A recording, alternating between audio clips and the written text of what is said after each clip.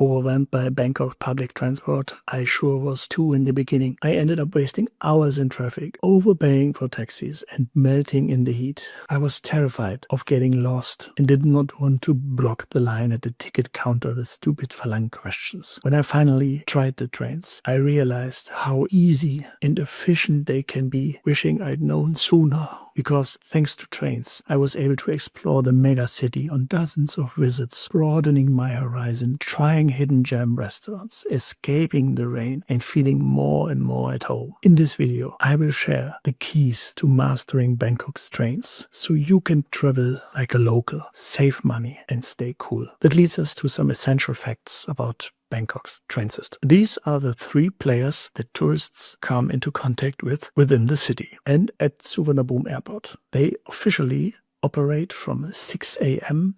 until midnight. But Thailand wouldn't be Thailand if the providers didn't announce something different on their websites at the same time. The safe time frame is between 6 a.m. and 11 p.m. And then there are the state railway trains that take you even to Laos in the north and Malaysia in the south, since they lead out of the city. I will only briefly talk about them in this video. Before you learn how to use the train lines, I'll show you where they are on the map. Let's start with the first line. You will encounter the Airport Rail Link, ARL. It starts in Suvarnabhumi and it ends here. Here are your transfer options. And by the way, in this video, I explain the fastest way to get from the airport to the city. Next up, the Skytrain. The green Sukhumvit line runs from north to south.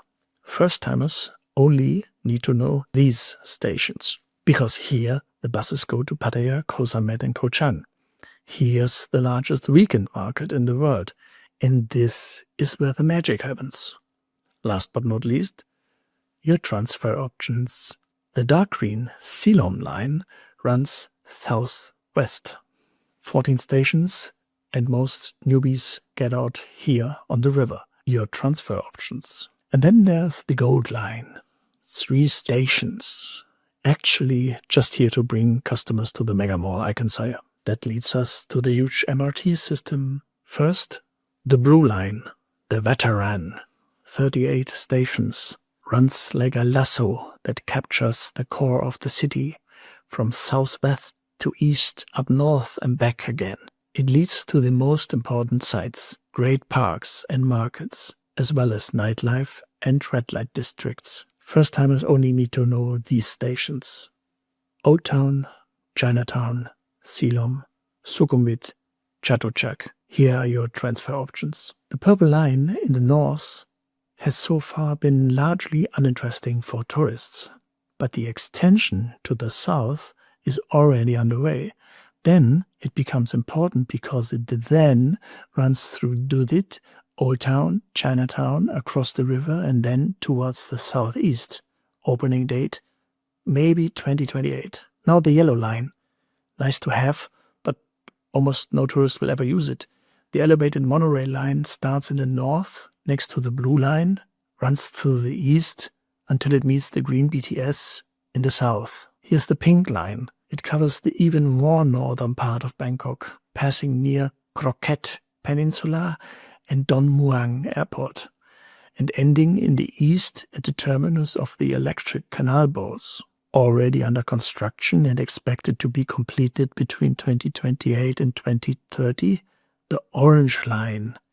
Very exciting construction project, as it leads through the middle of the city into many important places.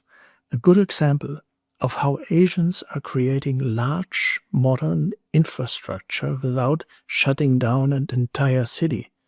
Germany is welcome to take notes. Now that you have a feel for the dimensions of the train network and know the hotspots, it's time to learn how to use BTS, MRT and ARL. First, the similarities. Unlike in Western countries, you can't get close to a train in Bangkok without a ticket. Large bags are checked, so it is better to travel without them. Since there's no eating or drinking there, the cleanliness is also great. Nobody is loud. Thais are simply wonderful and respectful people. And all passengers get off before the others get on. paradise conditions for someone from the West. You can buy tickets either at a counter by saying your destination or at a ticket machine by first pressing English on the touchscreen and then pressing your destination. Cash is king. Now there's a slight difference. At MRT and ARL, your ticket is a small black disc,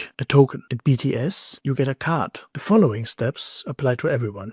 You go to one of the automatic gates, and what needs to be done is written on the right side at hip height. I'm telling you, you touch the designated area with your ticket. Then the gate opens and you walk through. Important, keep your ticket until the end of the trip. You will need it to exit. Now for the hardest part. Which stairs lead to which platform?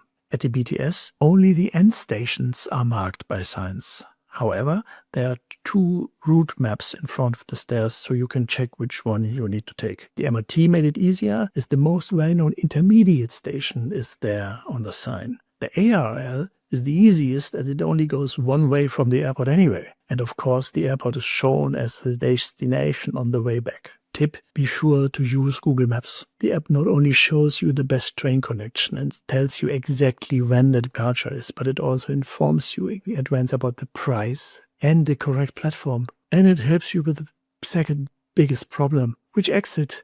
A little hint about a funny experience on the Sukhumvit line Skytrain. The female speaker always announces the next station like that. Satamitopai Asok. At every stop, she speaks the name with pride. Prompong, Chitlom, Tonglo, Hekamai. Her voice only becomes very, very, very depressed at one specific station. And I always imagine it's because her little sister works there and the family is so sad. It's a train station known for its many go-go bars. And there the announcement is no longer as before. It's not like Satamitopai Asok, but more like this. Satamitopai na.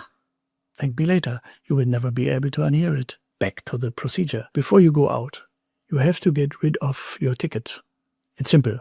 Go down the stairs to the correct exit through the automatic gates. This time, you drop the small token into a slot or slide the card into the slot. Same, but different. Now you may be wondering if there are prepaid cards or if you can pay with a credit card. Yes, BTS has Revit cards and MRT has prepaid cards. BTS cards are not valid in the MRT area. MRT cards are not valid in the BTS area. For most tourists, these cards only make sense if you're staying in Bangkok for 1 or 2 weeks and really want to travel a lot by train. There's also a small fee for the purchase. And recently, tourists are facing problems in purchasing and recharging the MRT card. What's better to know is that you can pay at MRT with your Visa or MasterCard if it is activated for contactless payments. Attention! Some users with foreign accounts report that the trips are then more expensive. BTS offers a day pass for 150 baht, but if you only drive for short distances